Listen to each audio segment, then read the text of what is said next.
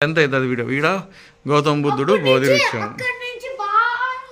Amaranth క్షేత్రం amaranth లింగం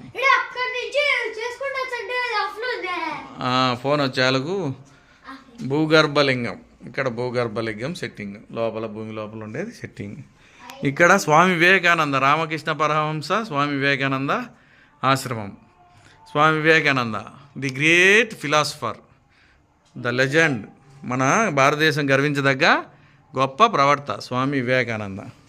ఇక్కడ ఒక రాక్షసుడు ఉన్నారు, దత్తాత్రేయ స్వామి దర్శనం. ఓం దత్తాత్రేయ స్వామి నమః. శివుడు బ్రహ్మ విష్ణువు అవతారం దత్తాత్రేయ స్వామి. గురువారం పూట కొలుస్తారు దత్తాత్రేయ స్వామి. ఇప్పుడు మనం ఎలా వెళ్ళాలి కిందికి? వచ్చిందారేనా? పదండి ఇంక అట్టే వెళ్దాం, పండి చూసుకుంటా. అన్నీ బాగున్నాయి కదా? అందరూ హాయ్ ఫ్రెండ్స్, అందరు చూశారని సంతోషంగా ఎంజాయ్ చేశారని అనుకుంటున్నాను నా వీడియోని చూసి. ఇంకా ఇక్కడ దక్షిణామూర్తిని చూపించలేదు వెళ్ళాక, వీడియో ఆన్లో ఉందనుకొని నేను అలాగే చేస్తున్నాను.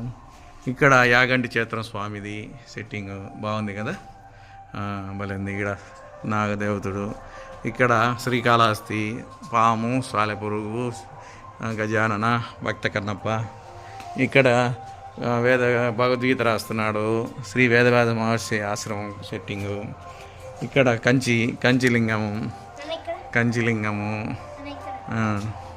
ఇక్కడ స్వామి గజేంద్ర మోక్షము, గజేంద్రునికి సహాయం చేసేది విష్ణుమూర్తి. ముసలి కోరుకుంటుంది. గోల్డ్ బల్లి, సిల్వర్ బల్లి, బంగారు వెండి బల్లి సెట్టింగు. ఆ పైన అన్ని అమ్మ పైన ఎంత ఎత్తుందండి.